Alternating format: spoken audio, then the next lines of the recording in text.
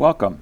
My name is Mark Depew. I'm the Director of Oral History with the Abraham Lincoln Presidential Library. Today is Wednesday, September 2nd, 2015, and I'm delighted to be here for the second time with David Risley. Good morning, David. Good morning. It's good to be back. We had a very interesting conversation last time. The focus of this particular interview is about your 4.5 years in Egypt in the midst of both of their revolutions. And we got an awful lot of background last time, and I think it's absolutely essential because this is a very complicated story about a very complicated region of the world. It's been in the headlines an awful lot for well more than a decade. I've still got a couple more background questions I wanted to ask you to start off today. And the first one is just a little bit more, if you can give us a feel or a flavor of what it was like to be working in the U.S. Embassy prior to the revolution. Well, prior to the revolution, it was an interesting experience. In my previous experience working in an embassy environment was in Iraq, which was rather unique at the time because they didn't have the current embassy. It was in the old presidential palace, and some part of the time I worked off-site, so I really hadn't worked in a normal embassy before. The embassy, U.S. Embassy mission in Egypt is one of the largest in the world. And so I don't suppose this is actually a normal or typical embassy experience even then, but it was, I was really fortunate to have an office that was well located on the floor with the executive suite, they called it, with the ambassador and deputy chief of mission. And so I was able to be involved and had access to a lot of interesting discussions, and it was a time when I devoted my time mostly to learning about Egypt, learning about the Egyptian legal system, meeting people, building relationships, and really found it a fascinating time, but there were no crises. Mm-hmm. I would assume that doing that would mean that you're spending most of your time outside the confines of the embassy. It was actually, for the most part, in the embassy. I didn't have the benefit of a contact list or something like that when I arrived, so I was literally starting from ground zero. And so the first thing to do is to learn as much as I could, and that was sitting there at the computer, talking to people in the embassy, doing my homework, and then finding out who to contact in the Egyptian Ministry of Justice, in the Public Prosecution Office, and then having several meetings with them. But by far the most of my time was in the embassy. Tell me a little bit about the ambassador at that time. Well, Margaret Scobie was the ambassador at that time. She wasn't there long. She was there for a while after the revolution, but I really didn't have an opportunity to get to know her well. Her two successors I worked with very closely. Okay. And how large was the embassy staff?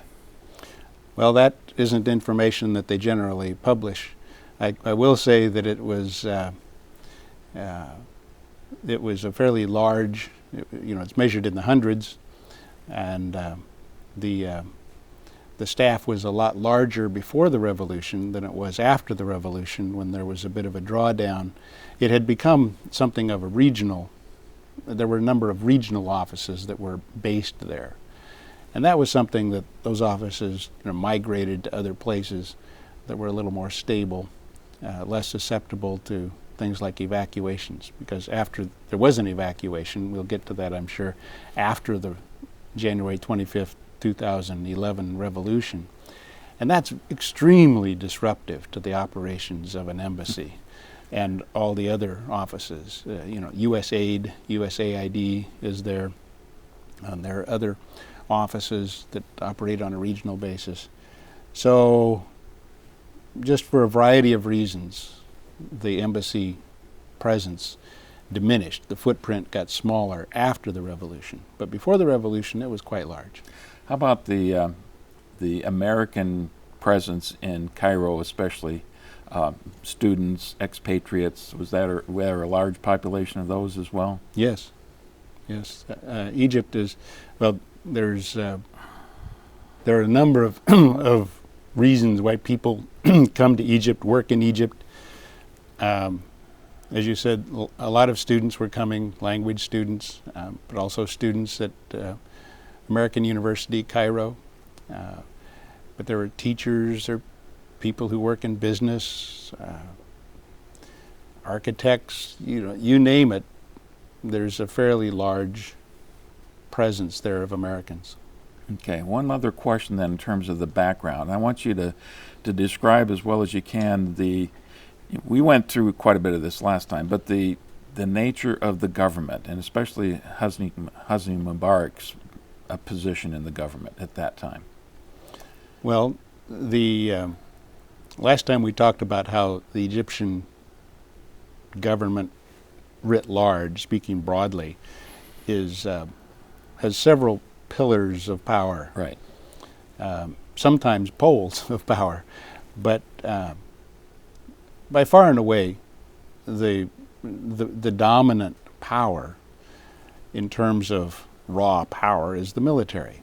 Now, the military is a large organization, and the military in Egypt has its own interests. The military owns businesses, factories, things of that sort, and so the military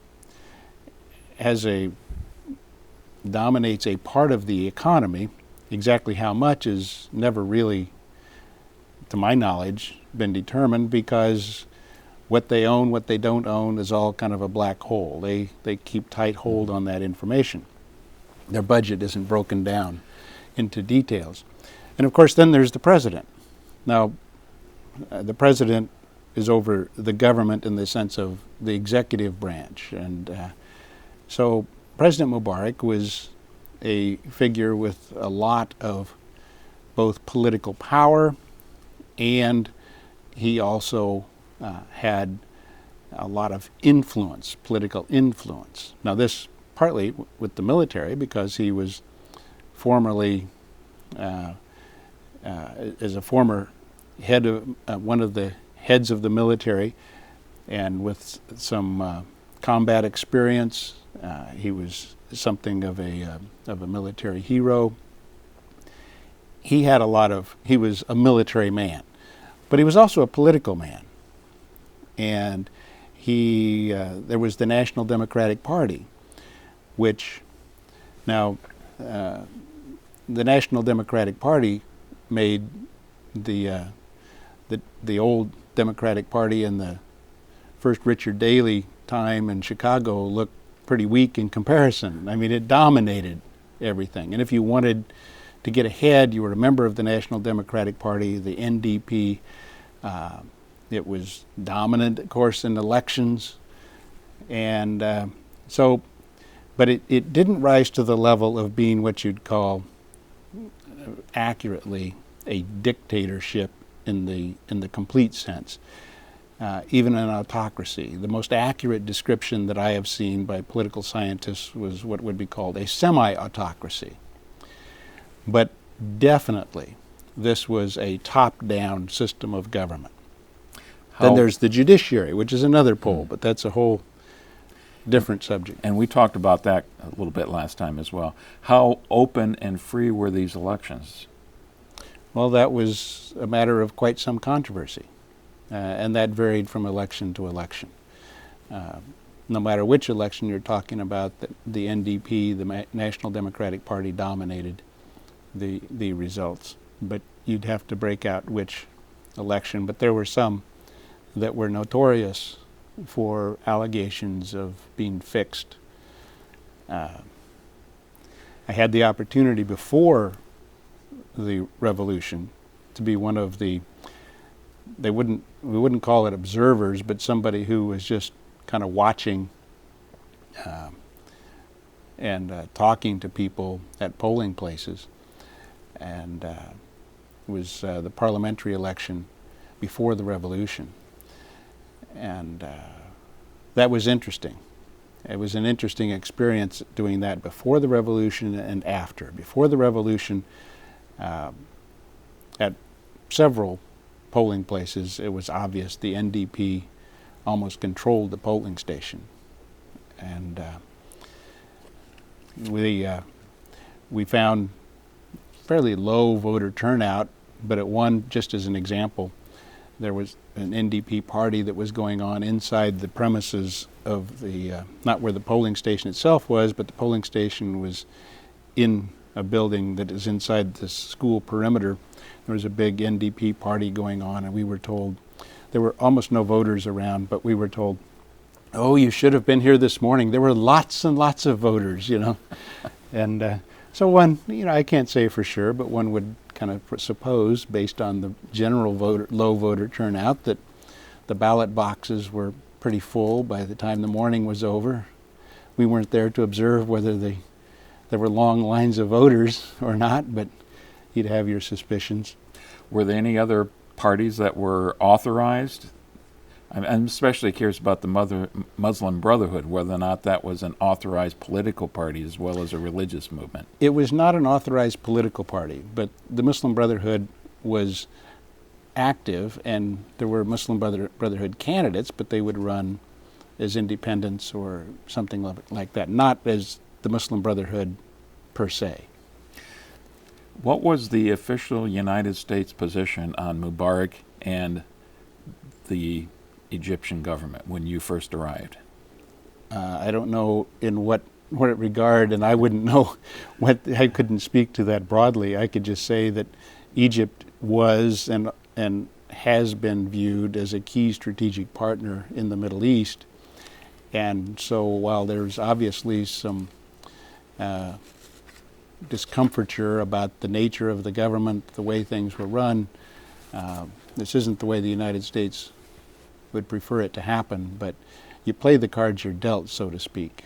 And so we dealt with the government that did exist and tried to do so in a way that balanced the support for a semi-authoritarian regime with our interest in promoting human rights, protecting human rights, promoting human rights and democracy.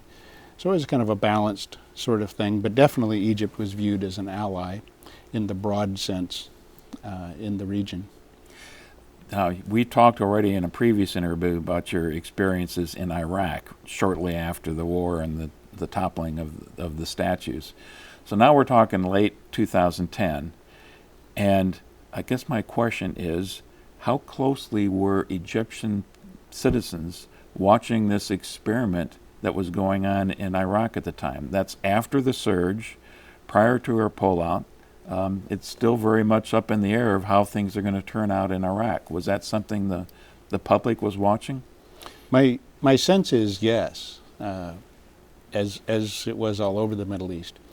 It was the repercussions for the United States when the United States invaded Iraq were huge. Saddam Hussein was not somebody who was admired or respected in Egypt and a lot of other places. But still, he was the leader of an Arab nation, of a predominantly Muslim nation.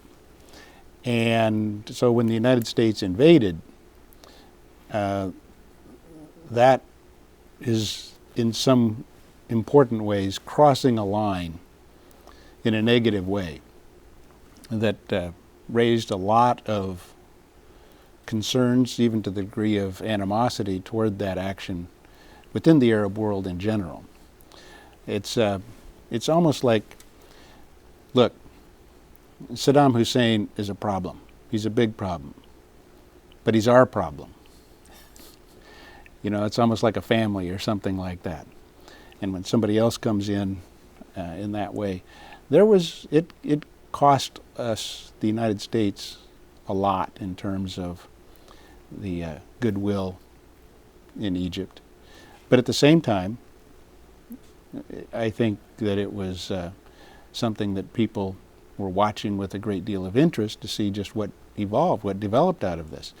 But as things evolved, it was becoming more and more of a problem and more or less confirming a general feeling that this was a bad thing, not a good thing, that the United States had done. But when I say that, I'm talking about from the Egyptian perspective, and I think my sense is over the Arab world in general. I'm going to swerve directly into an opinion question, and you might defer on this particular question.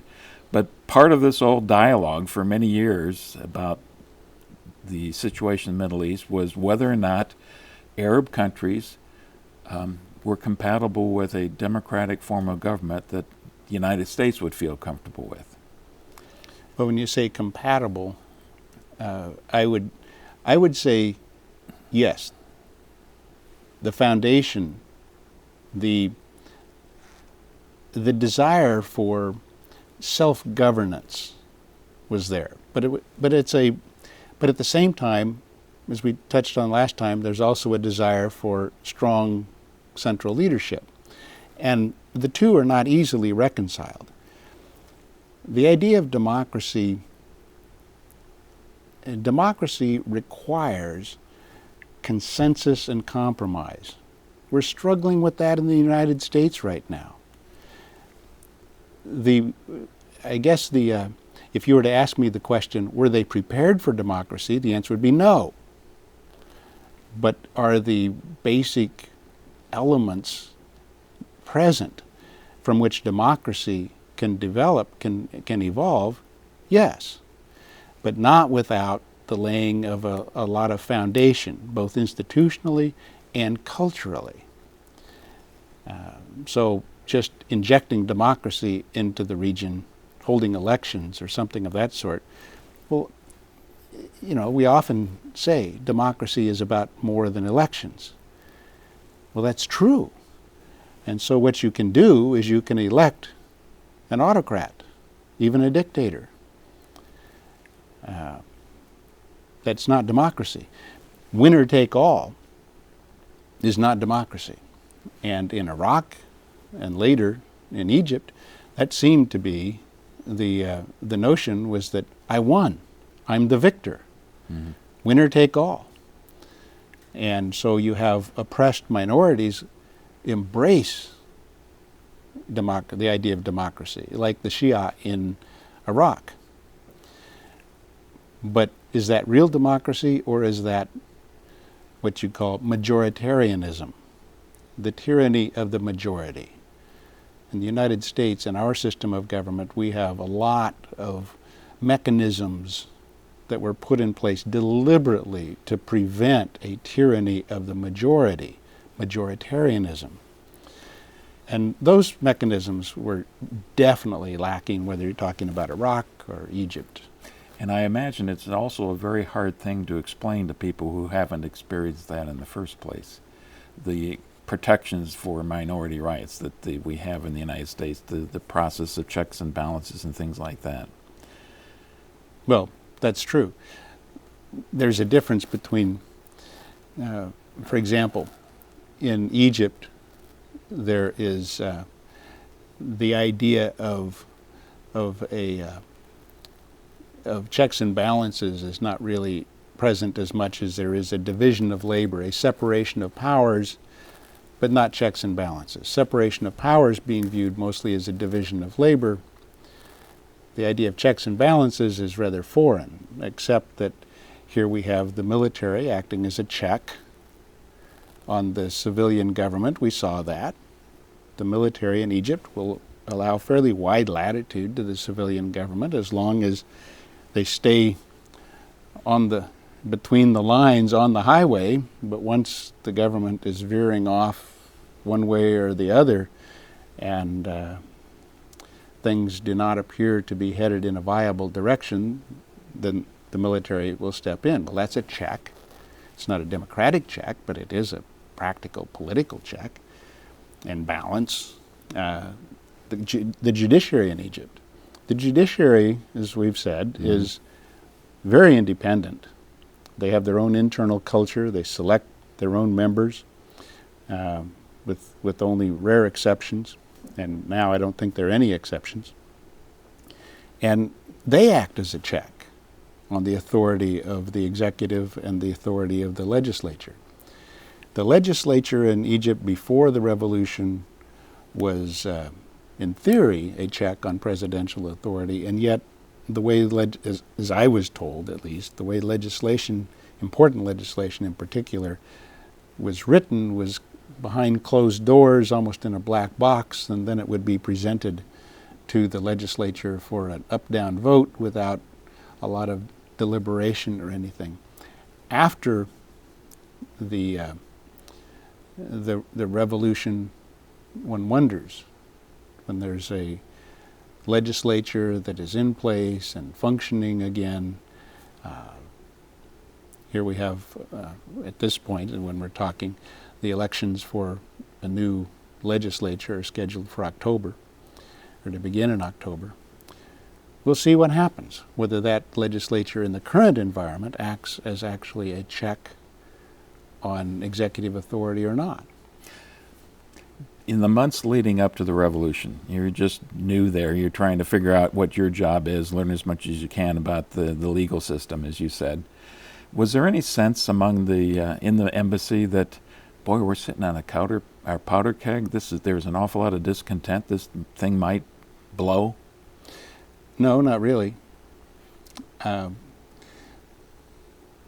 was a lot of attention. We were watching closely when January 25th rolled around and the first demonstrations began. But I don't think anyone predicted what was going to happen, including those who became known as the revolutionary leaders. It didn't start out as a revolution. It started out as protests, and it turned out to be a tipping point of sorts. And tipping points are hard to identify, anticipate, when it's going to happen.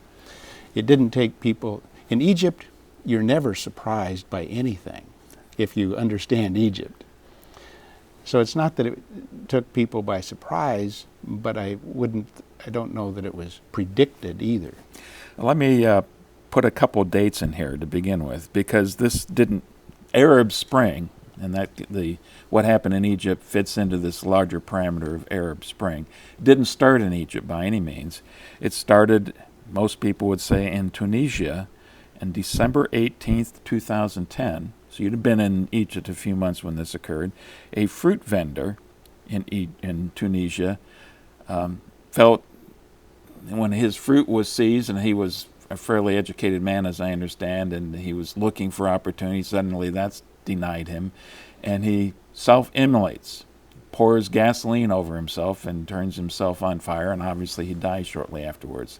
That led to a lot of turmoil in Tunisia, and a couple other countries picked up on this latent resentment and angst that they had in the general population, and then leads to Egypt as well. I want to read some of the things that some historians, some observers have said, here's what has led to this explosion throughout the Arab world, and get your reaction to whether or not, as you understand, these are accurate statements as far as Egypt was concerned. Widespread gaps in income levels, human rights violations, political corruption, economic decline and high unemployment, extreme poverty, a large and youthful population that was generally well educated and computer savvy and using social media. Would that be an accurate portrayal of some of the discontent that might have been existing in Egypt before all of this blew? Oh, I think so. Those were some of the elements that were there. The world is different when you can see, when your view of your own country is not limited to sources within the country that are controlled by the government. When you have the internet and ready access, widespread access to the internet, people can see the world. And I think in Egypt there were many people who were angry and upset about a number of things, but one of those things was that the country seemed to be going downhill, not the trajectory was not in the right direction, and young people in particular having a feeling of we don't have a future. I mean, imagine Egypt has a huge population, almost a quarter, 1/5 to a quarter of the Arab population lives in Egypt. And so when they view other Arab countries who are different, have different resources, particularly oil and all of that, on an upward trajectory, when they see countries in the world that are on an upward trajectory and their lives are on a downward trajectory with no real hope, that and all the other sorts of factors you've talked about mixed together into a very disgruntled, disaffected population. People were struggling economically, just to survive, just to make ends meet, to pay the bills. And so there was a feeling of we want something better. Now, how do you achieve that? Obviously turned out to be something that there's still a lack of consensus on that. But unrest, dissatisfaction, and resentment. Remember that the revolution started on January 25th. January 25th was Police Day. The initial protests were expressing anger and resentment toward the police and the security apparatus that the police represented. It was the tinderbox that started the rest, this expression of resentment and the people wanting something better. Would it be correct to label it as spontaneous that day? No, not spontaneous. The protests were well planned, well organized. The protest organizers had studied revolutionary concepts, including the importance of peaceful demonstrations and not responding with violence to violence against the demonstrators should it occur, because they knew, as became apparent in interviews and things afterwards, that that if they were to be violent, this would give an authoritarian regime just the excuse they needed to violently suppress and repress any protests. So they were deliberately nonviolent. Now, in the face of the sorts of circumstances that they faced, this wasn't spontaneous. This was something that was well planned and organized. But then it grew beyond, well beyond this initial group, and there were riots. When I say, I think of Tahrir Square with the protests there. But at the same time, in other places on Police Day and in the couple of days afterwards, there were mobs that were not organized. Now, they were more spontaneous, I think, probably. This is my own personal opinion, that were attacking police stations. So you had multiple levels of rebellion going on. There were the Tahrir Square protesters who were chanting peaceful, peaceful, peaceful. Then there were the mobs out attacking police stations that were anything but peaceful, and people were getting killed as police defended themselves and the stations and tried to put down the mob attacks. So a lot of things started happening, all of which was contributed to just a growing, something that just grew, and I don't think that was planned by the organizers or anticipated by anyone. It just happened. That part was, like I said, a tipping point. Mm-hmm. We had a couple pictures of Tahrir Square, both before and during the protest during this time, and get those back up again. Where was the U.S. Embassy in relation to Tahrir Square? Well, it's only, depending on how you count it, because streets are at angles, a couple of blocks away, 3 blocks away. I could see Tahrir Square from my office. So you could see that huge gathering, just a massive humanity? In the picture on the right, in the upper left-hand corner, you see a large building there. That building blocked my view for the most part. And there's a big billboard that was there also. But I could see part of that. The embassy is over on, as you could tell from my comment, over on the other side of that. But it wasn't far. What was going on in the embassy itself? What's the mood of all the embassy employees during that time? Well, when things started happening on a large scale like this, we simply were told to stay home. So it's called shelter in place. So I wasn't part of the essential staff for running the embassy.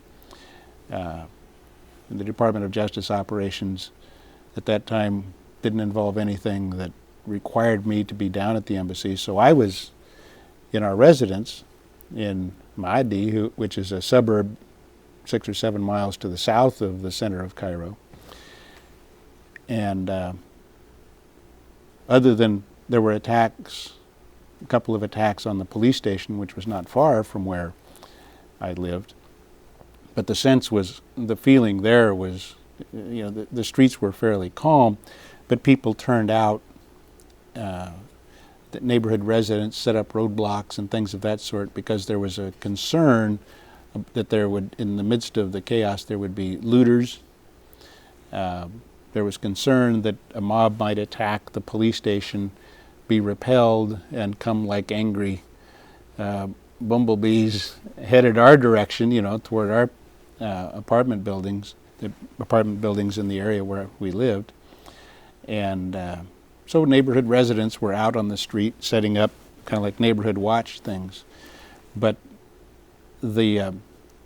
as things developed, I heard several Egyptians,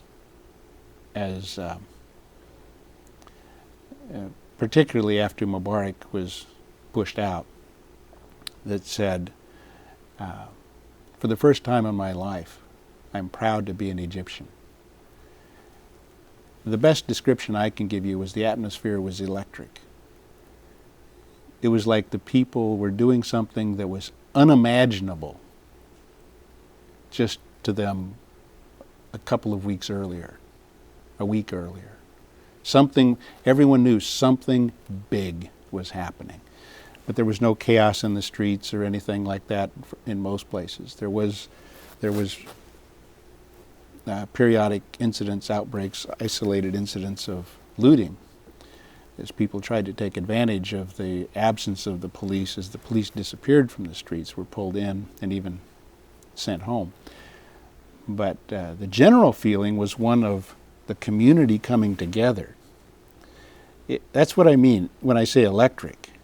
It was when the police disappeared, citizens stepped in and were directing traffic, doing protecting their neighborhoods. They were out on the street. They'd build their campfires. We'd sit there. I was out with them, in front of our apartment building, and there was just this sense of community, sense of neighborhood, a sense of community, and a sense of excitement, a sense of anticipation that maybe things are going to get better. Maybe something will change. You mentioned the role of the police, that particular date it was triggered basically a response to the police oppression. Would that be a right term to use for it? How about when the military stepped in a few days later? Well, they were hailed by the people.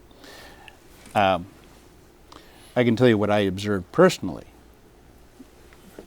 And I was quite a ways from Tahrir Square. I read about, as there are public reports, that in Tahrir Square as the military arrived, the people were, again, chanting, peaceful, peaceful. And the chant was going up, the people and the military are one hand. The people and the military are one hand.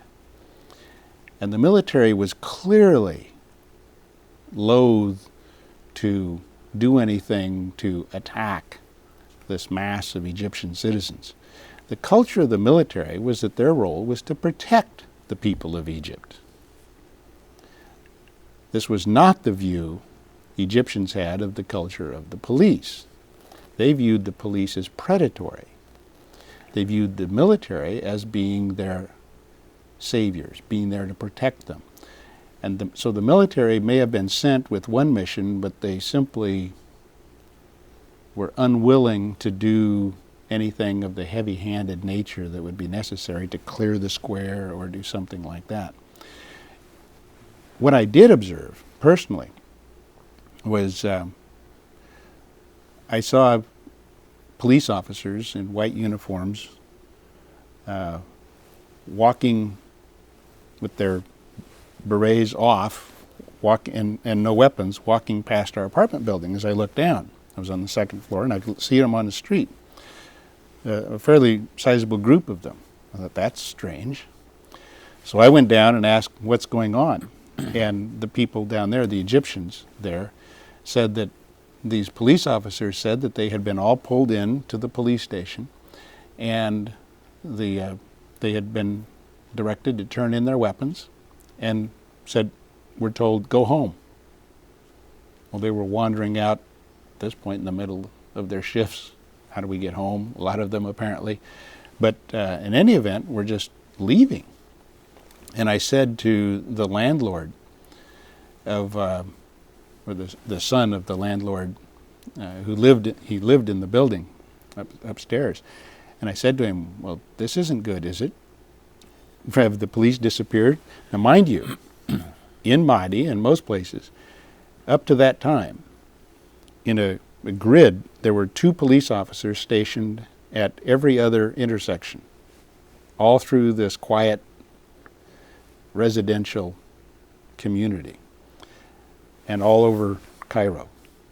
2 police officers with automatic weapons or shotguns. And so every other block, every other intersection, they're omnipresent.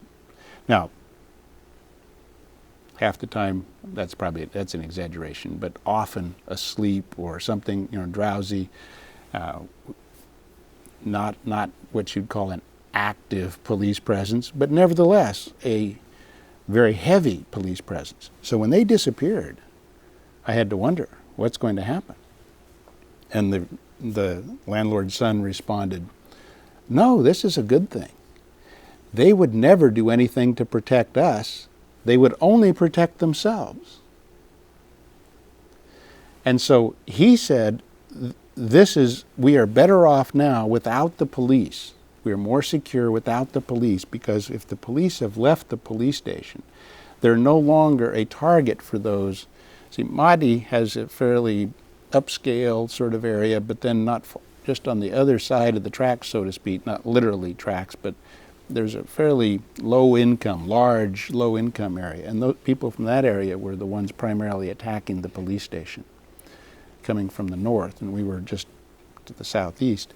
He said, so there won't be anybody attacking the police station. There's no one there to attack and to repel them in our direction. For a period of 2 or so hours, I don't know, there's 2, 4, something like that, there was no security presence at all, other than the citizens. And then the military arrived. I remember this small bus that came up, and an officer got out wearing he had the black mask on, but otherwise was in military garb.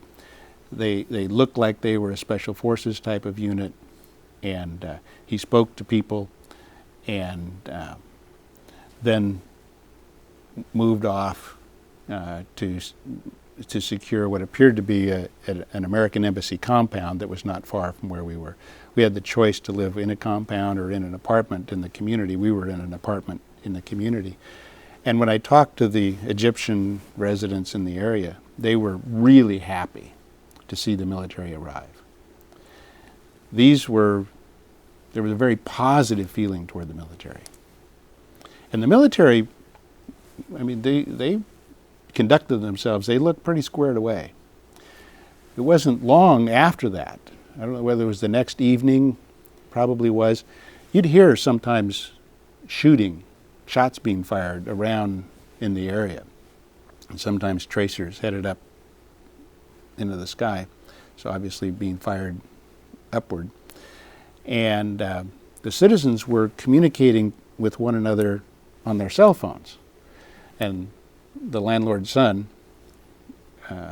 they usually called him the landlord because he was the one that was present at the building, was telling me that he was getting reports that a lot of the looting was being conducted by police officers who were going around in their police vehicles. They'd been disbanded and they were looting.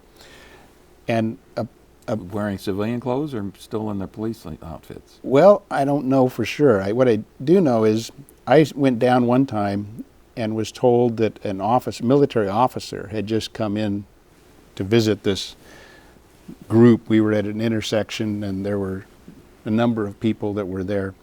Again, the neighborhood watch manning the barricade, so to speak. And he had come up to them and he had said, if you see any police officers with or without uniforms, when I say police officers, police personnel, with or without uniforms, with or without firearms, tell me, because we will immediately apprehend them. Well, this clearly demonstrated, at least there in that area, an adversarial relationship between the military and the police, two very different types of organizations. I'm struck that you said early in your discussion about the military response that the officer showed up with a mask on? As I recall, pull down,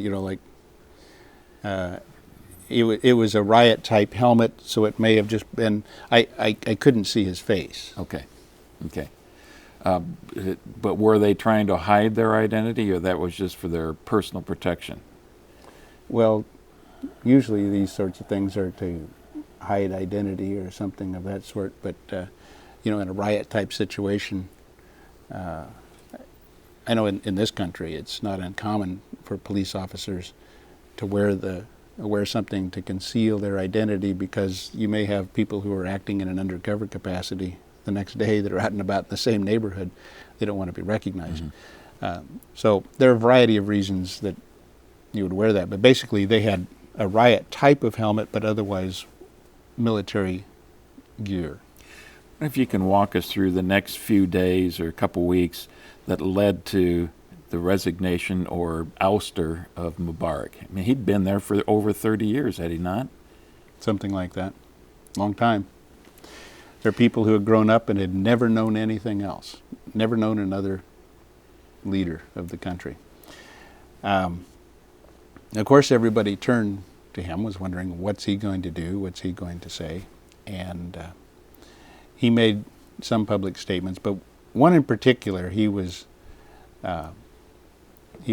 widely expected that he was going to resign. And from what news accounts that I've read, even those close around him thought that he was going to step down. In my own personal opinion, he had the opportunity he had already announced that he was not going to run for re-election. He was growing old. Had he done that before the revolution? Yes. Okay. Yeah. Part of the concern of a lot of people was there were a lot of rumors, well-founded or not, but certainly highly credible, that he, his wife, his family wanted one of his sons, his younger son, Gamal, to become his successor. Gamal was not a military person. This probably didn't set well with the military. This prospect, Mubarak was on the way out, was not going to run for re-election. So he was something of an isolated figure. He's a lame duck.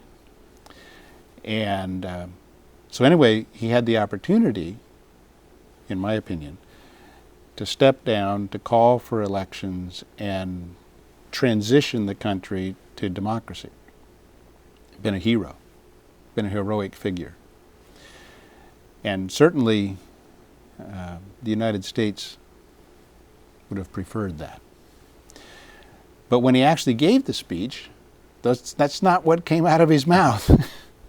What came out of his mouth was this paternalistic, you are my sons and my daughters, I am your father, and all of this.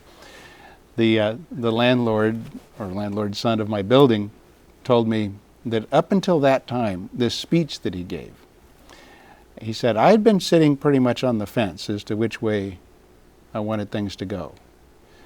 After listening to that speech, I just wanted to slap him. That's what he said. And that speech was a tipping point. It didn't have the effect that he had hoped.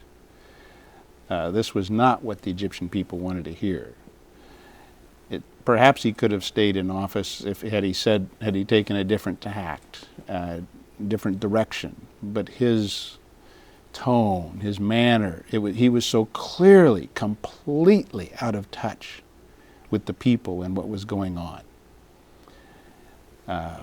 And from that point on, there was just this widespread feeling Mubarak has to go. Not long after that, it was announced that he had resigned. I never heard him resign, but it was announced that he had resigned. Did he resign? Was he forced to resign? I don't know. But whether you talk about Tunisia, where the military decided enough is enough, or Egypt, personally, my own personal opinion, I suspect strongly that at the time of the January 25th, 2011 revolution, and later with Mohamed Morsi, the only difference really was that in the first instance, it was announced that he had resigned. In the second instance, it was announced that President Morsi had been removed from office. One was a revolution. The other a lot of people called a coup.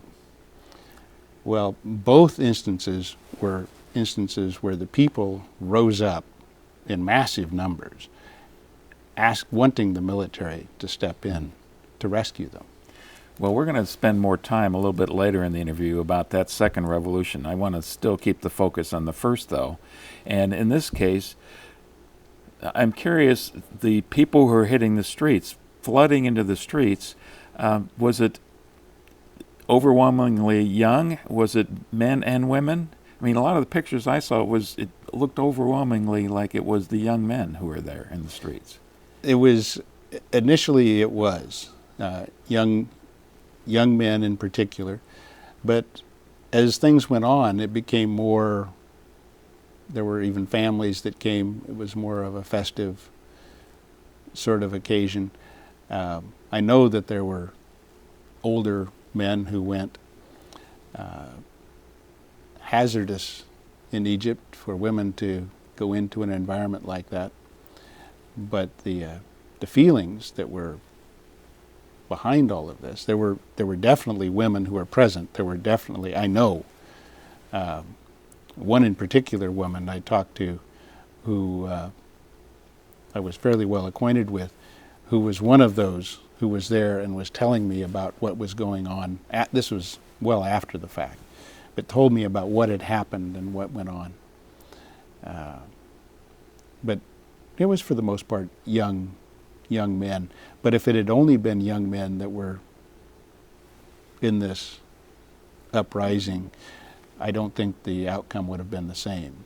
The feeling just spread. Tahrir Square is just a place of demonstrations. This was a feeling, this rebellion, this uprising, whatever, may not have been physically manifested in the form of demonstrations or riots, in some instances, mob action. If that's all it was, it probably would have been contained. But it was much broader than that.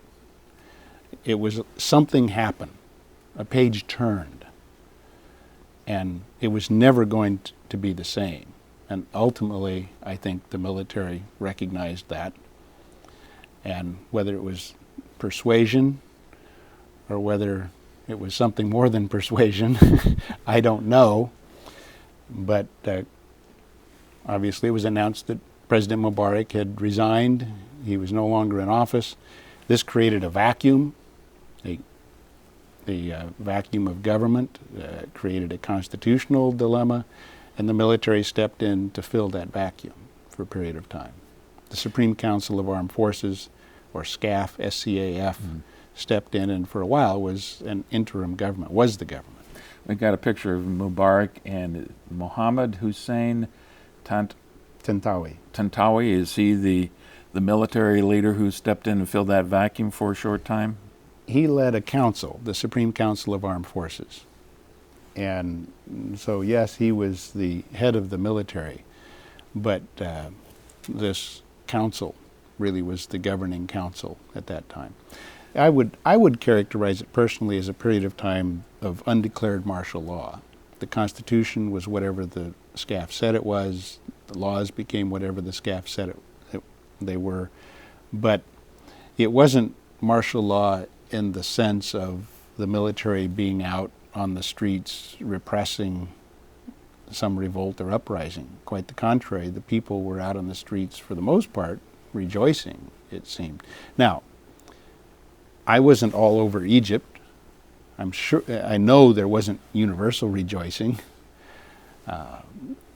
This was what's sometimes called the deep state, the established interests.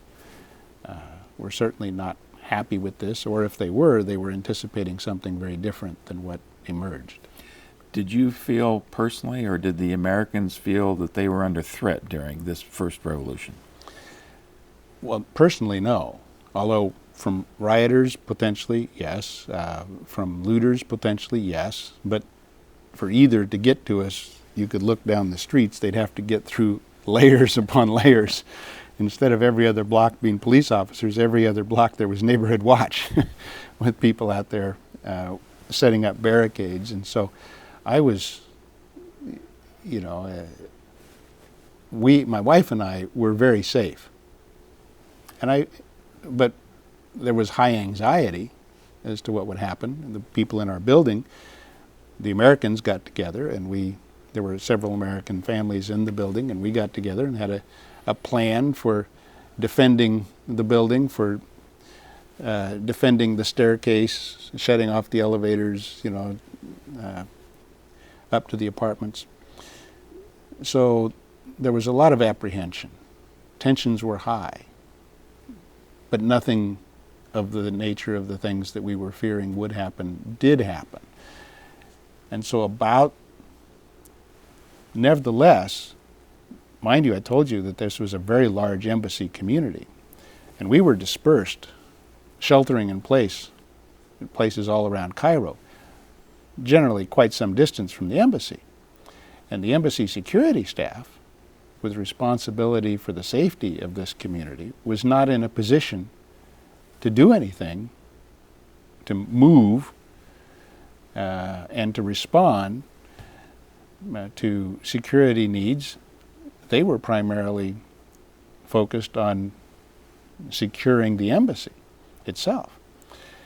And this lack of ability lack of mobility of the security staff, and just the lack of numbers, lack of capacity to protect us, pretty much forced the embassy to call for an evacuation, or people in Washington and the embassy.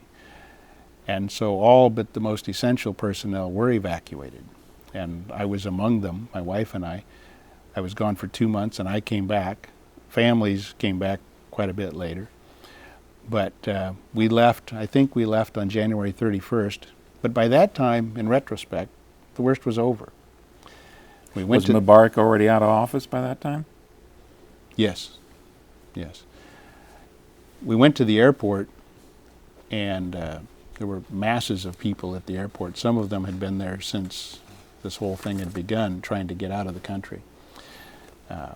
We were quite fortunate, very blessed because of the embassy connection. The embassy had chartered some airplanes, but we were taking out regular American civilians as well. There was a mixture.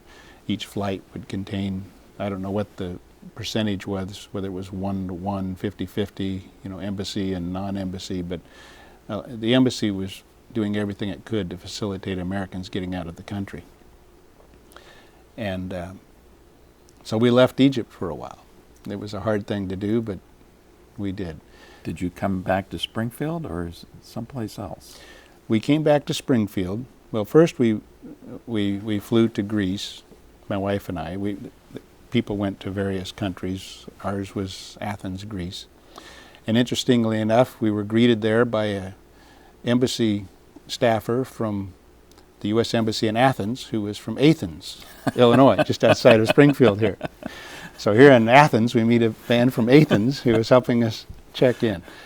But anyway, we stayed there overnight and then flew to Chicago. In Chicago, there was a huge storm that shut down the city and shut down the airport. So we ended up staying there overnight. Our flight to Springfield was canceled.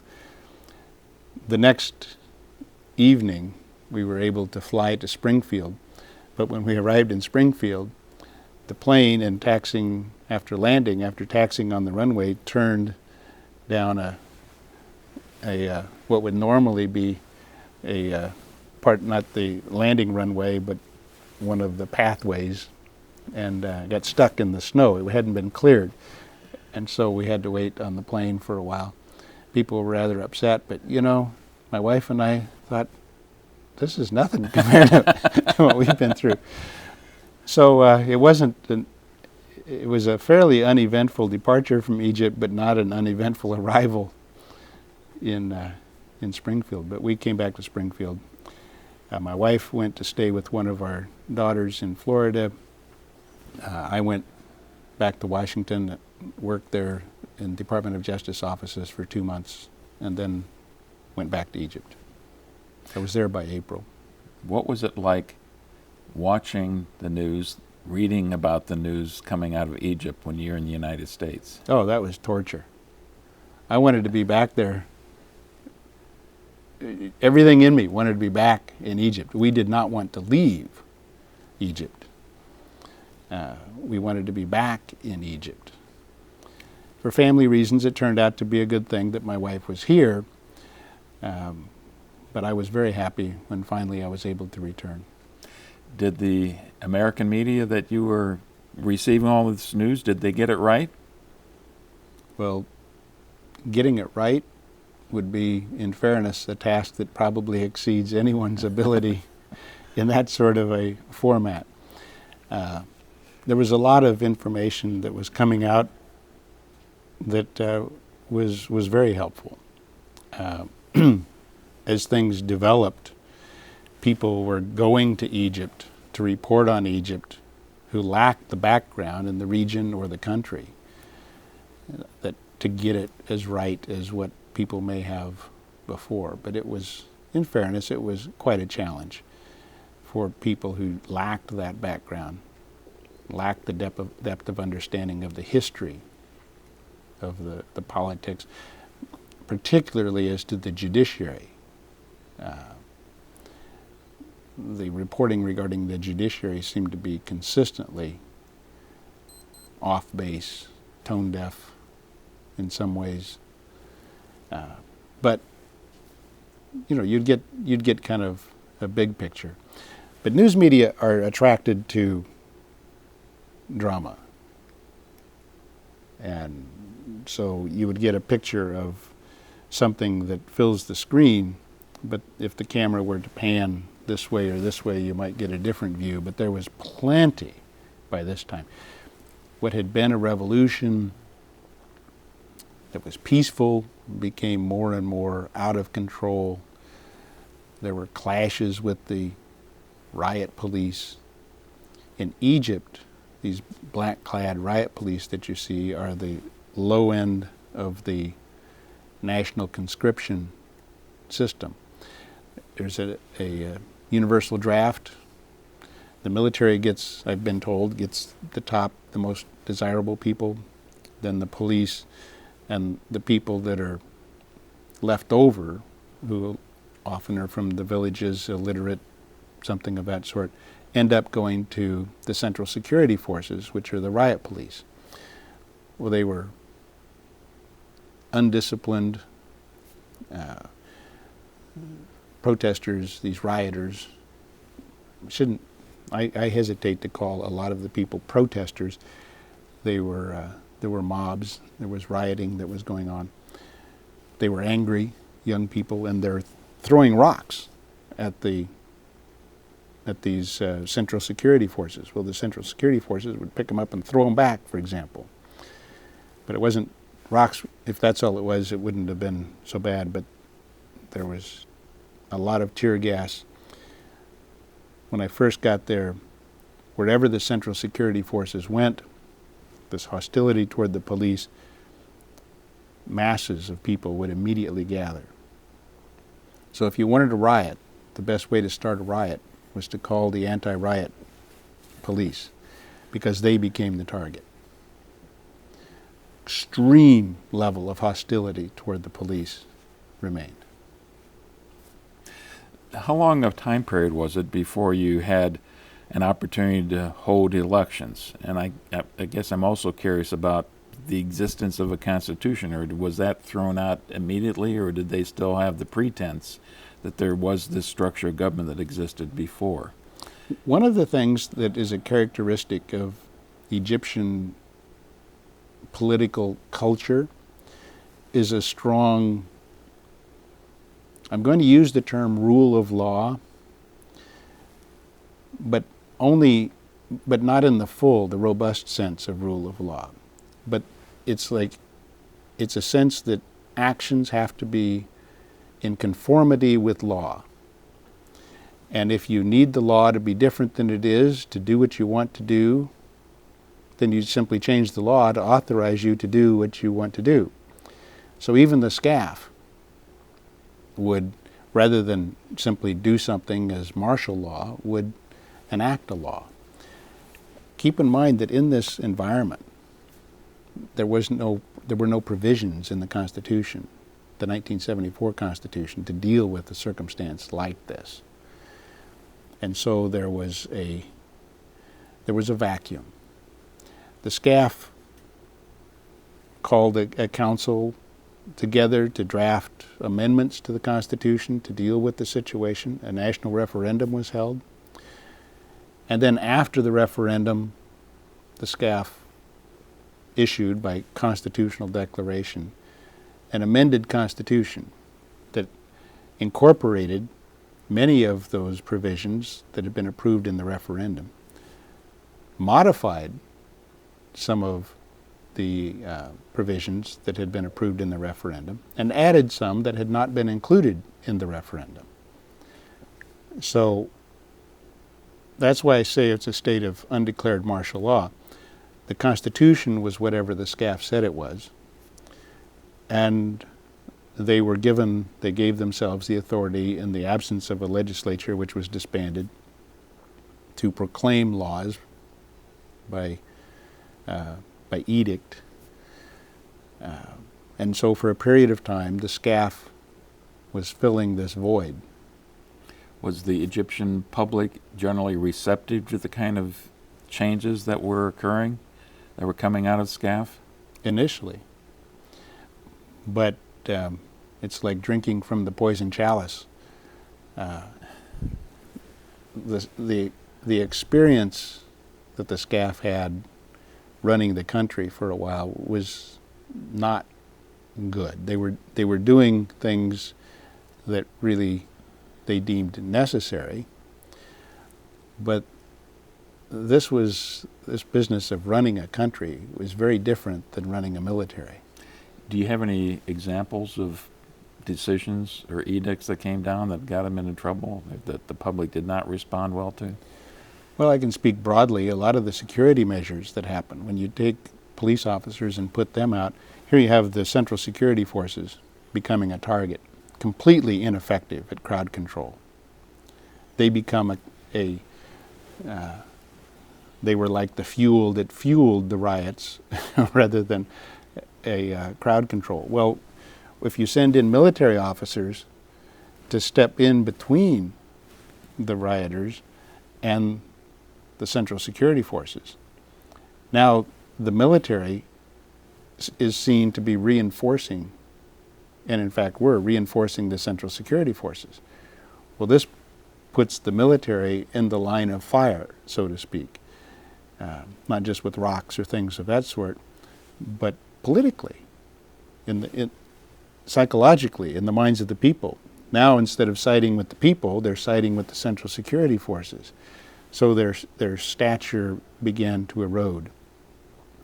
Conditions in the country. I told you that it was very difficult economically for people. It became much worse very quickly. Well, I imagine all the tourist industry dried up very quickly. That and a lot of other things. The degree of disruption was huge. And so things were getting worse and progressively worse. And the Egyptian people demand good government. Now, they don't necessarily know how it is that good government would be achieved, but they do know what the results of good government are, and good government in their minds would be at least a reasonable degree of security, a reasonable degree of prosperity, an ability to support families, educational opportunities, employment opportunities. Well, that didn't materialize at least for very many people after the revolution. And so this dissatisfaction rather, with the government that had fueled the revolution was now gradually turning toward the military.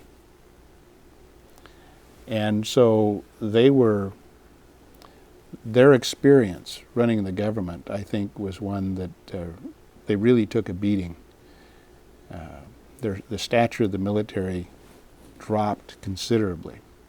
And so it was very important to move, I think, personally, toward a civilian government rather than the SCAF government. Now, you're there to be observant of the legal system, to work with the judicial community, the legal system. What was going on with that part of the equation while we're in this interim period? Things pretty much went on.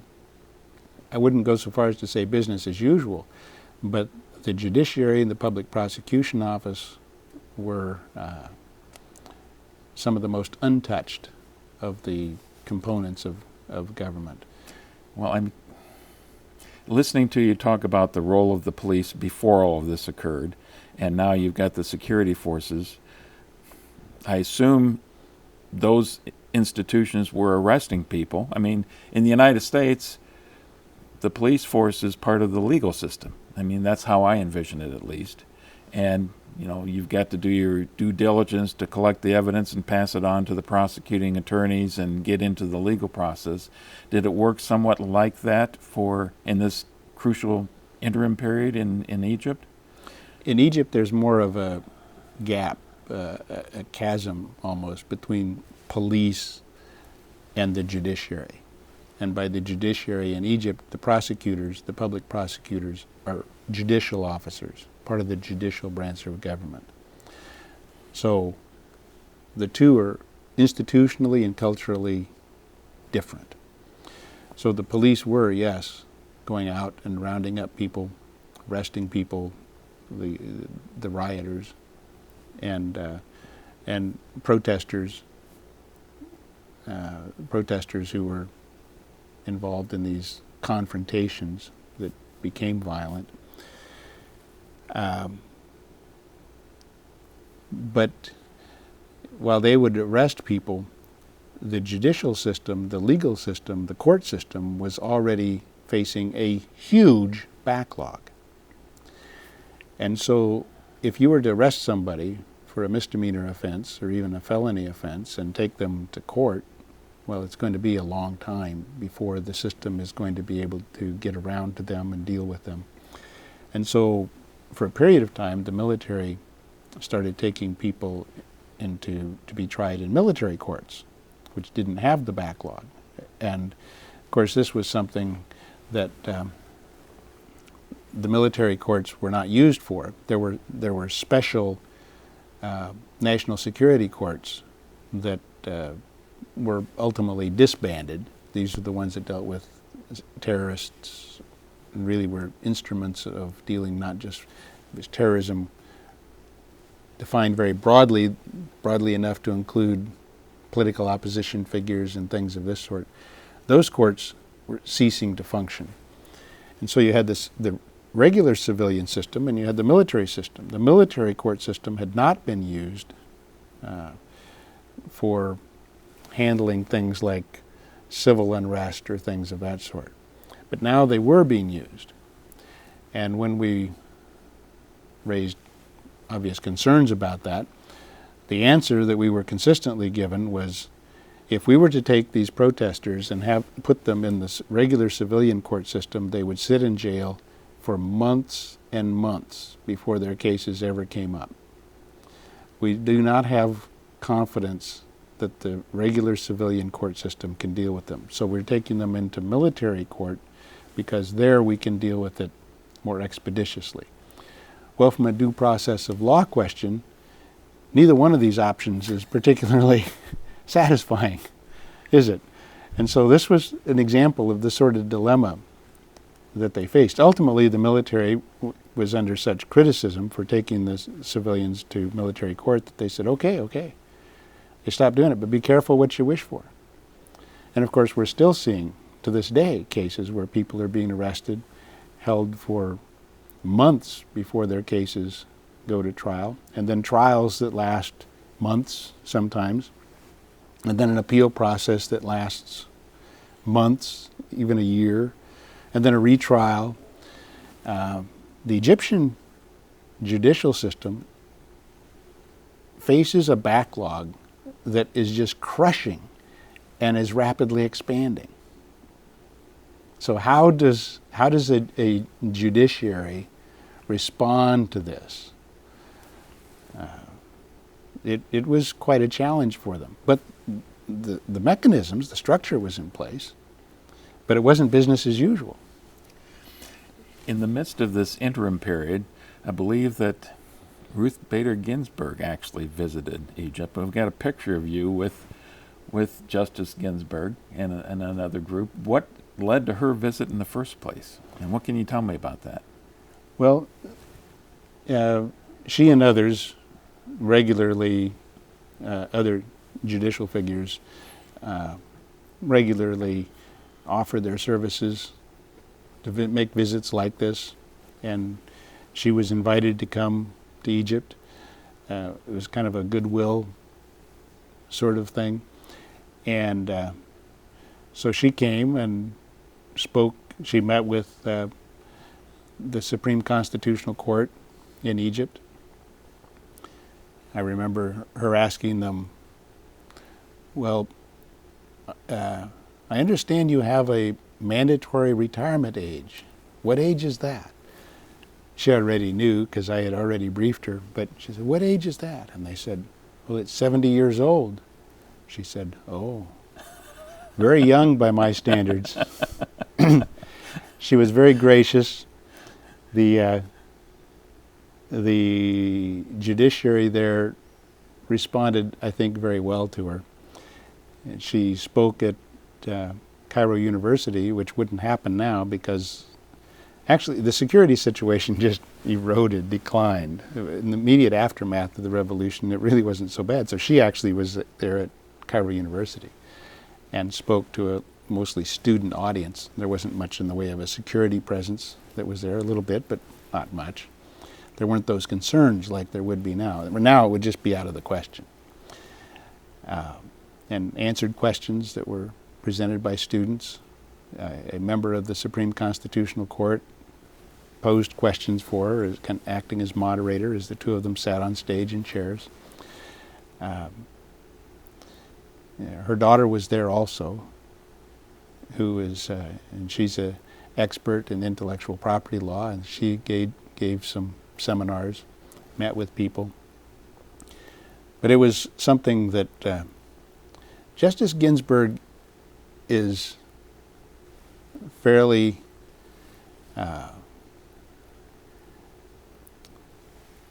she presented herself in a very dignified and diplomatic manner.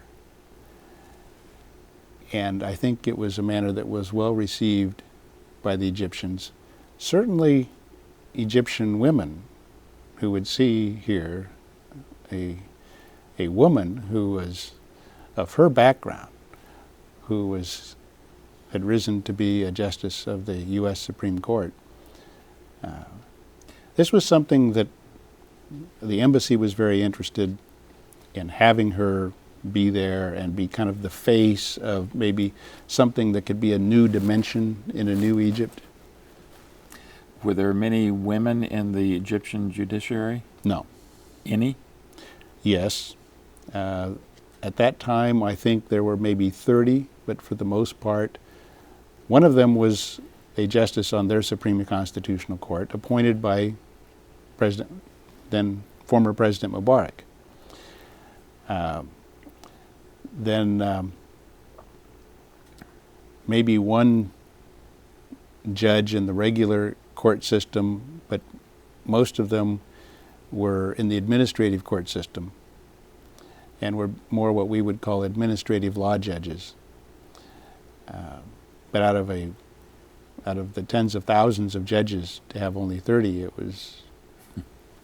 it's almost that there are no judges in Egypt, no female judges in Egypt, but there were a few, just a relative handful. There were no prosecutors who were women. And the traditional route to full judgeship, sitting in a courtroom in Egypt, is through the Public Prosecution Office. You start off as a public prosecutor, and at age 30, you become eligible for appointment as a judge, as a sitting judge. And so all of the women came in through non-traditional routes. I've read that one of the questions she got, or she offered up an opinion or a suggestion that as Egypt looks to write a new constitution, they might not want to look at the U.S. Constitution as the model. That was a statement that was really twisted in news reports in the United States. I was there in the audience when she was asked the question. The United States Constitution was one of the first. It's also one of the oldest. Do you think Egypt should model its constitution after that of the United States? And she was actually very diplomatic in her response. And she said, the United States Constitution fits our culture, our history. It arose out of circumstances that are unique to the United States. Well, especially the federal concept of it, the matter of the individual states. Right. And she said, I would not presume to say that that same constitution would fit Egypt. Egypt is going to have to develop its own constitution. And there are a number of constitutions out there that have come up since in other countries with their different circumstances that should also be looked at. But I would never, and she repeated, the United States Constitution fits the United States well, but Egypt needs to develop the Egyptian Constitution. And there are a number of models that they may look to. Well, let's take that next step towards a new type of government. I believe it would be about June of 2012 that the country had elections. Was this for the president, for legislature, for both, as you recall? Well, first there were elections for a legislature. Okay. For the People's Assembly and Shura Council. There was a bicameral legislature. The People's Assembly would be like our House of Representatives. The Shura Council, not really like our Senate, but was still considered an upper chamber. But the People's Assembly was the main body. And then there were elections for president. And were multiple political parties in the mix by this time?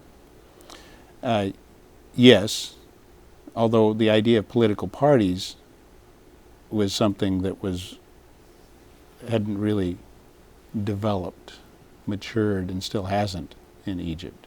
Well, you said before it was NDP, I believe that's the National Democratic Party. The National Democratic Party was banned from participation. NDP figures were banned from political participation.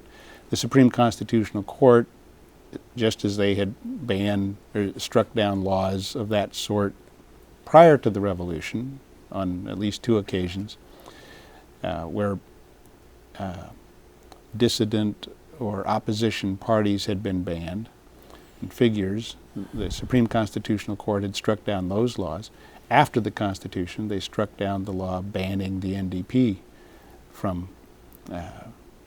figures from running for office. This was key to ultimately in the national election, Ahmed Shafiq,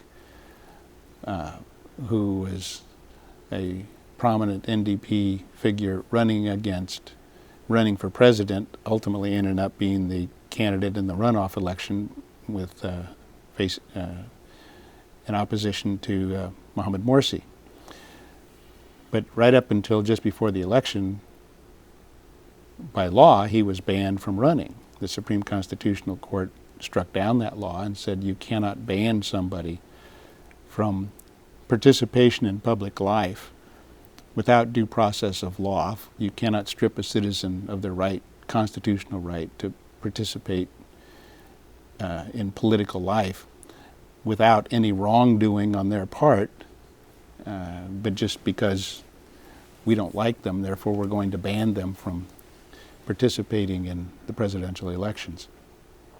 So the NDP didn't exist as a party as such, but of course the people, the organization didn't go away. The Muslim Brotherhood was not a political party as such, but it was an organization, and they knew how to play the political game. Going out and observing, watching the elections after the revolution, as I said earlier, was very different than before the revolution, because now you had people who were openly affiliated with the Muslim Brotherhood out there with computers, laptop at each polling station, and telling voters where they should go. And now they were the presence. There was no NDP or former NDP presence. It was now Muslim Brotherhood or the An-Nur party, which was the political party that was formed by the Salafists.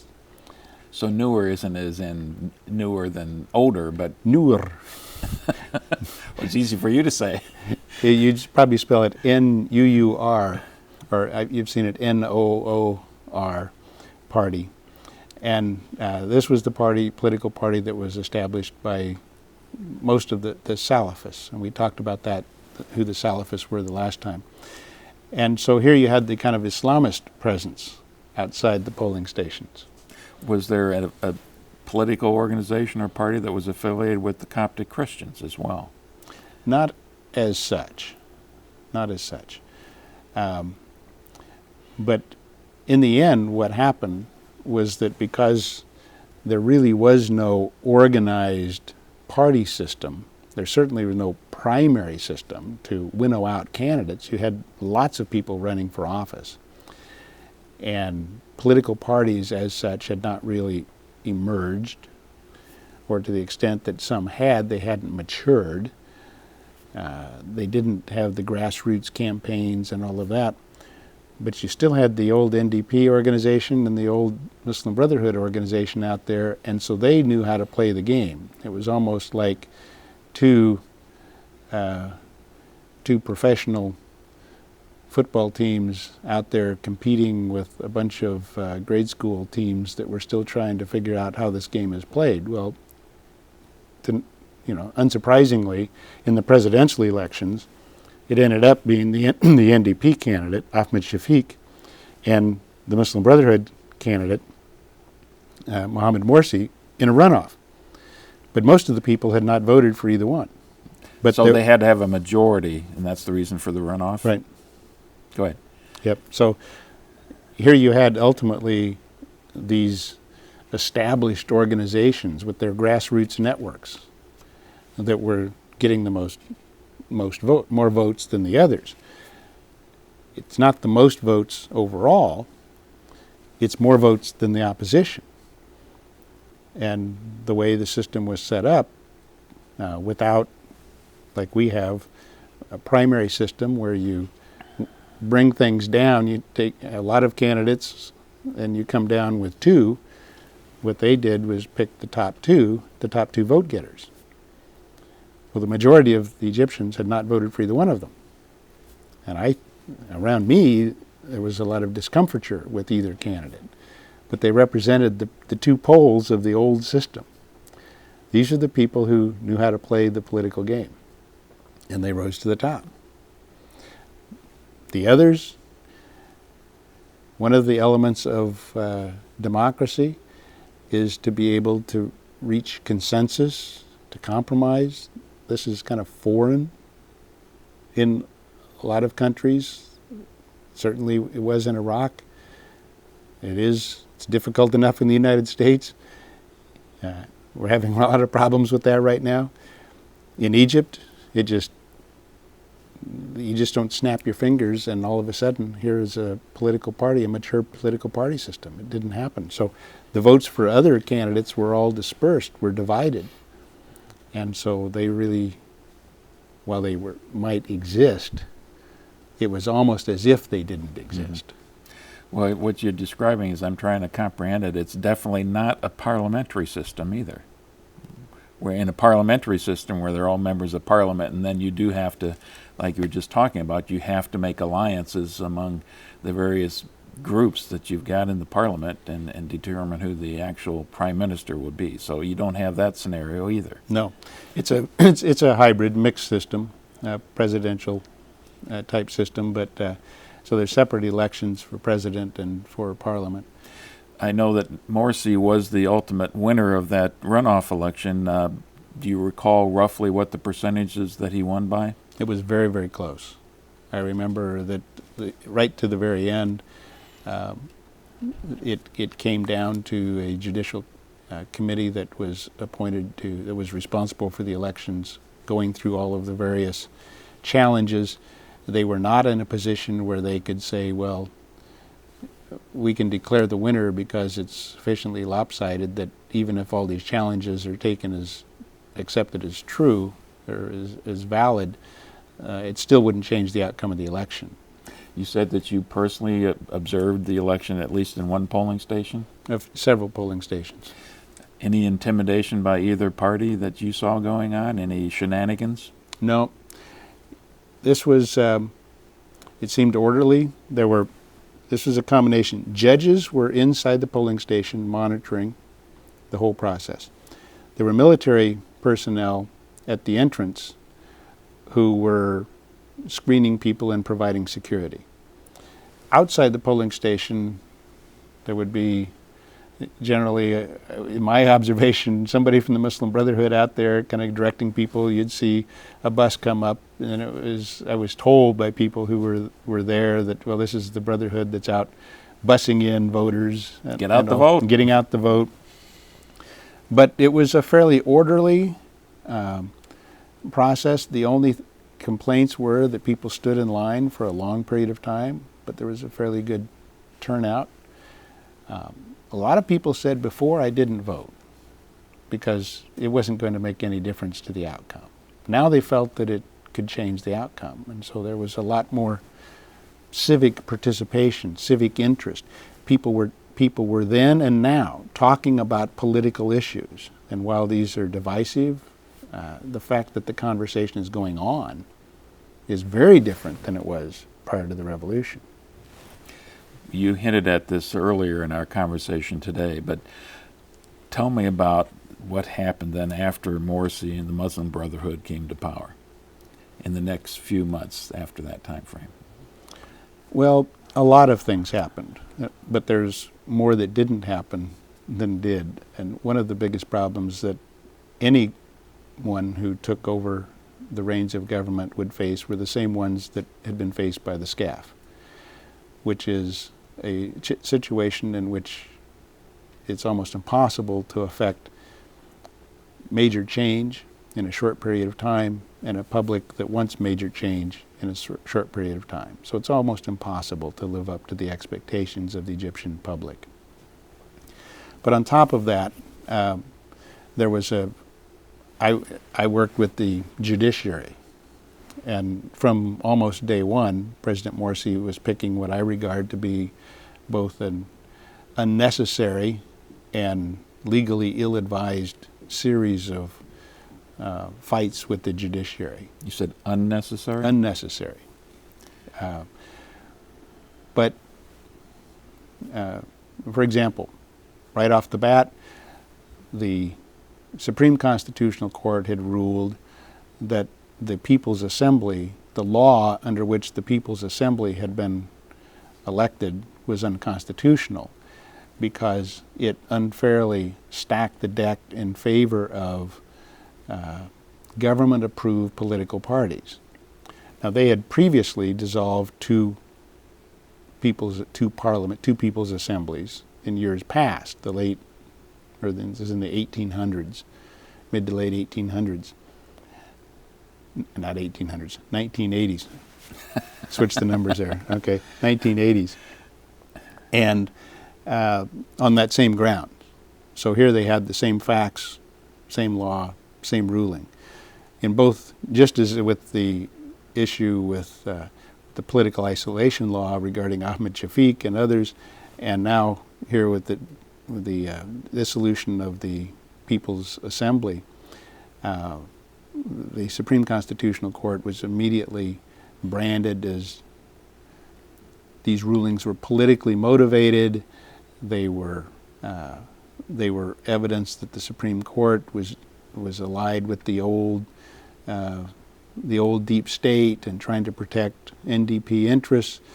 Well, in fact, the same rulings on the same fact patterns, just different people. Previously, the Supreme Court had been ruled as standing up for democratic values and all this because the parties involved had been dissident or opposition parties, and the parties that were disadvantaged were the ones that were opposing the NDP. Well, now the NDP was on, the tables were turned, but the court ruled consistent with its previous jurisprudence and was criticized for doing so. Basically criticized as being political because they were not political.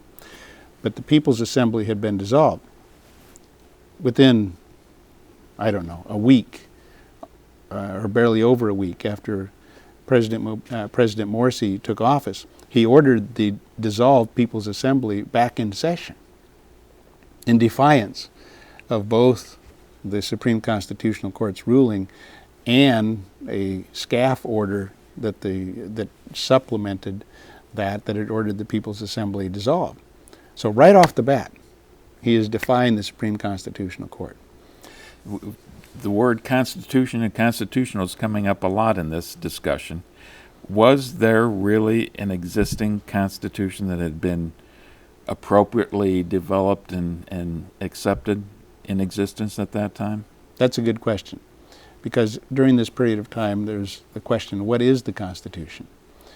Well, this is a time of transition in government, time of transition in constitutions, and the SCAF had promulgated a constitution. For the most part, it was like the 1974 Constitution, but the court's rulings that President Morsi was defying would have been the same under the 1974 Constitution or the SCAF's Constitution, 2011 Constitution, Constitutional Declaration. Was there a discussion about having a constitutional convention under Yes. Morsi's government? There was what they called a constituent assembly that was to be formulated, and that had been appointed by the People's Assembly before its dissolution, so it was in existence. It was controversial, it was Islamist dominated, but there was still people from a variety of different walks of life that were involved in it. But the legitimacy of the Constituent Assembly was in question. So, you know, if you were to look at things from President Morsi's perspective, he would say, we're trying to move forward, but the things that need to happen, we need to have a People's Assembly, we need to have a legislature, we need to have a constitution, and the legislature, the courts are dissolving the legislature. There's concern that they may order the Constituent Assembly dissolved, and so I need to take some steps to prevent that from happening. That was his perspective. Now, from the judge's perspective, they're saying, well, yeah, they're being dissolved because you did these things illegally. If you do them legally, they wouldn't be dissolved, but you do them illegally and they get dissolved.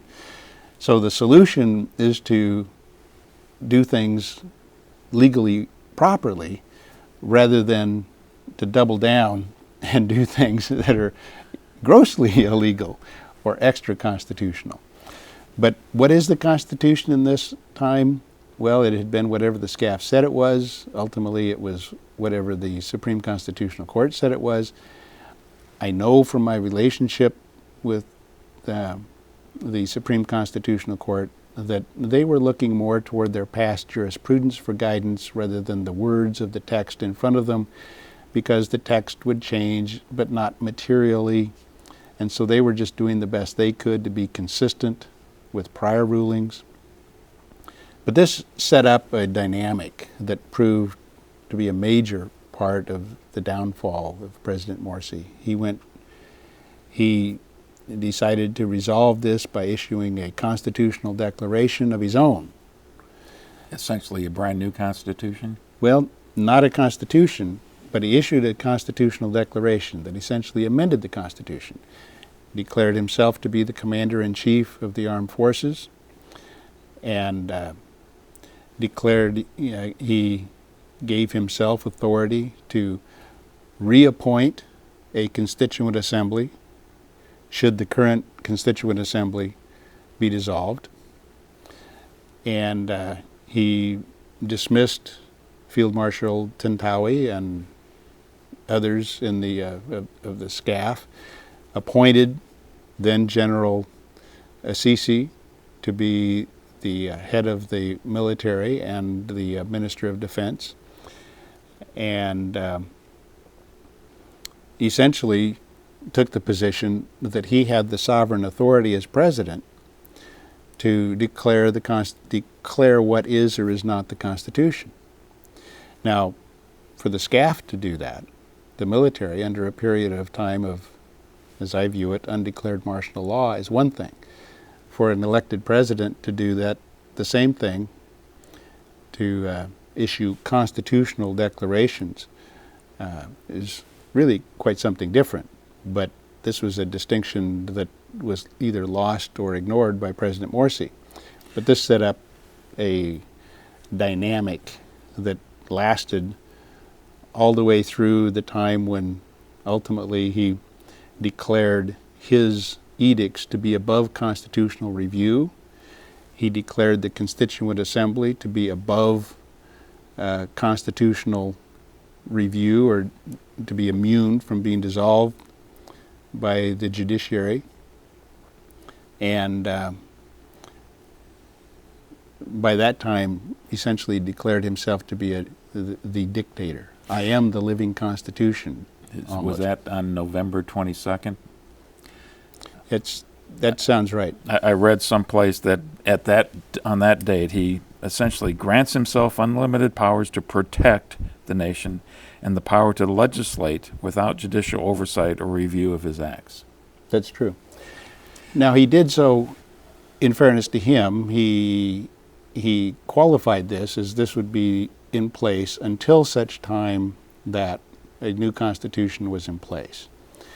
But it's also true that he included within it that in the Constitution that was rammed through, ultimately was in December, early December, that he received the Constitution from the Constituent Assembly, the proposed Constitution, and 2 weeks later there was a public referendum and it passed amid low voter turnout. It was adopted on December 25th.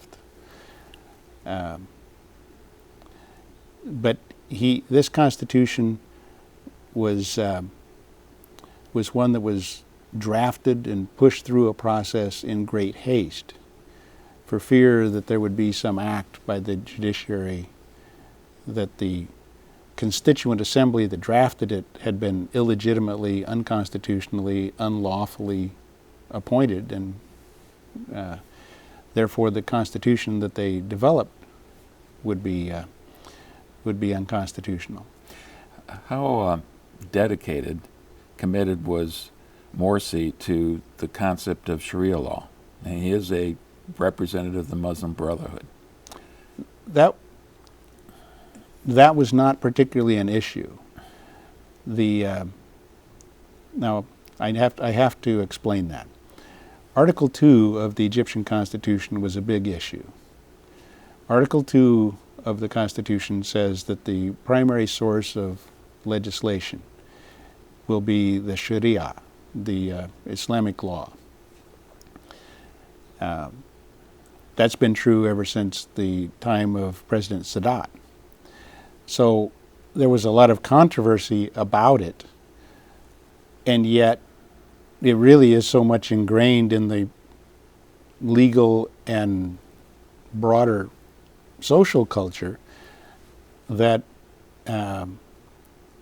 one person who was involved in was a leadership role in the Constituent Assembly told me, a man with a lot of legal background told me that it really doesn't make any difference even if there is an Article 2, because it simply is the way things are. This is an essentially Islamic culture. If something were to be a law, were to be enacted that would violate Islamic law, one way or another it would not stand. Now, what Islamic law is a matter of controversy and question. There are various different schools of thought. Something would have to be justifiable under at least one of those to be upheld. But this isn't the sort of thing that where in Egypt has ever adopted one as opposed to another school of thought. It's a fairly broad approach to the parameters of Islamic law. So Islamic law essentially defines the outer limits of legitimacy of laws. But within those limits, legislatures and presidents have broad discretion in enacting laws. So most of the discussion was about more substantive things, like should it be a parliamentary system? What should the system of government be? These were major issues, and while they were issues that should have been, in my view, decided over some period of time, after considerable debate, including public debate, they ended up being rammed through, adopted in a hastily called referendum, and so, yeah, there was a constitution, but it was one with a cloud over it, and it ultimately didn't last long.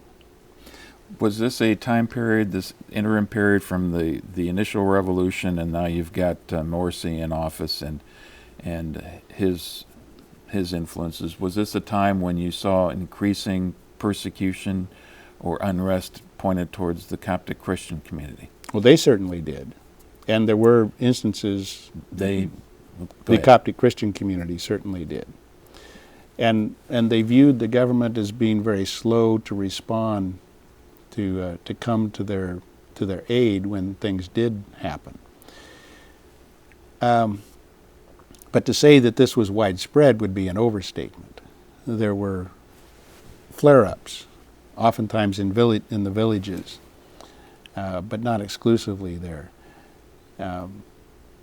But the Coptic Christian community in general, there wasn't widespread, pervasive persecution of the Coptic Christian community. They are an integral part of Egyptian society. There are tensions and things of that sort. There may be bias, there may be discrimination, but even then, these aren't things that are really overwhelming, that impact the total quality of life for the Coptic Christian community, and there are enough of them that they support one another, that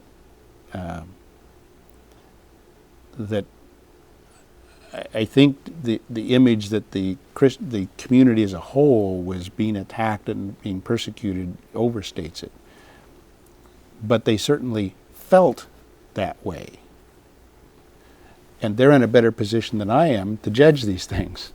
So I'm just expressing my impression, my sense of things. But when there were instances that the whole community felt as if it had happened to them, the government was often seemed slow to respond and to protect the Christian community. So they felt that if they were not personally under attack now, they were certainly, in their view, disfavored, and the future did not look good for them. How about people who might identify as secular Egyptians, non-religious Egyptians? Was there a sense that the new government would be increasingly religious in focus? I don't know that it's really fair to talk about non-religious people, Egyptians. Egyptians generally are religious, but that doesn't mean that they believe that they should look to religion to answer all the political questions, or that the government should be one that is run by religious figures, which would actually be un-Islamic anyway, were that to happen. The idea that Islamic law calls for some sort of a religious figure. I'll make the analogy, a Christian analogy, that there should be some sort of a pope in Islam that would run the government. Well, this is completely out of harmony with Islamic law historically and today in most traditions. It is the rule in Iran, but that is an aberration. That doesn't represent certainly the Sunni view of how Islamic law is governed. So secular may not refer to their own personal sense of religiosity, but rather to their view of the government, that it's not a religious, that while religion may guide government leaders, religion per se is not, that the government should not be a religious institution. The government should be a secular institution, guided by religion, with religion as the Islamic law as the outer parameters of that. So we call that secular. Secular government, but religiously motivated and guided leaders. If that makes sense. Well, I might get in trouble making this analogy, but the United States is seen as a country that has a secular government, but based on Judeo-Christian traditions. Well, much of the culture of the people are, but Americans include people who come from Muslim traditions, from Buddhist, Hindu, many other traditions as well. But there are some common values among these, and anybody from any of those religious backgrounds, or without an atheist. Atheists very often share the same moral and ethical values, and you can participate together in a government and reach consensus on things, fairly widespread consensus on the things that matter most.